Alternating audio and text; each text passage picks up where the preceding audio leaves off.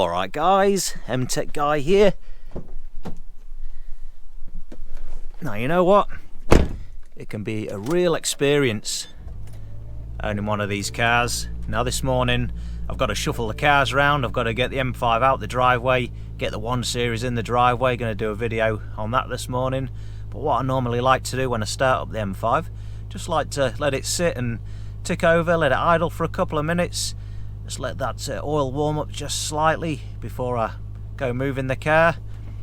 And while it's doing that, before it comes off the cold idle, I often like to just come and stand around the back of the car here, just have a listen to that exhaust note.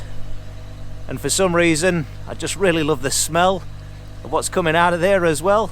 And I'm not recommending that you do breathe in these fumes, especially if you're in a enclosed space in a garage, but there's something about it, the smell, the noise, everything. Yeah, just something about it. It's a real experience.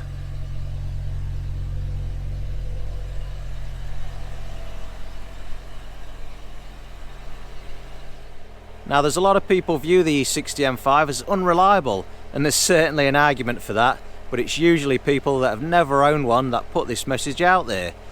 So with these cars having a naturally aspirated 507 horsepower V10 that's high revving and screams almost like an F1 car, an engine that's making more than 100 horsepower per litre, which is quite an achievement even by today's standards, the amount of engineering that's gone into the engine design to develop what we have here is incredibly impressive. Everything is pushed to the limit engineering wise, but it needed that to make it what it is.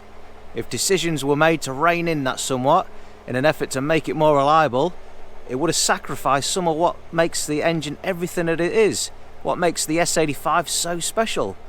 So the people that complain about these cars, it's like that they desire a screaming big horsepower V10 but want to jump in a car and be able to treat it and maintain it like a Camry, like a Toyota Camry, and expect nothing less than the same reliability. Well, that's not possible.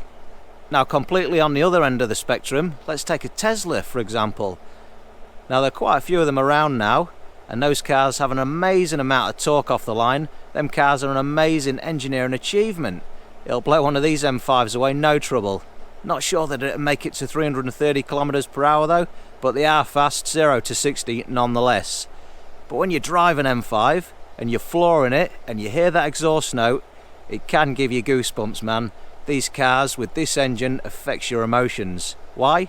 Because we're humans driving these cars. It's not just about numbers on paper, it's about an experience each time you drive it. And the S85 V10 can evoke quite the emotion when driving it. The Tesla electric motor? Not so much. So for the S85 V10 to be what it is, it requires that engineering design to be pushed, and with that comes some sacrifices. But to overcome the sacrifices would take away from what the engine is in its entirety. It would then be sacrificing some of what makes it special, the magic that can give you goosebumps when you drive one of these cars.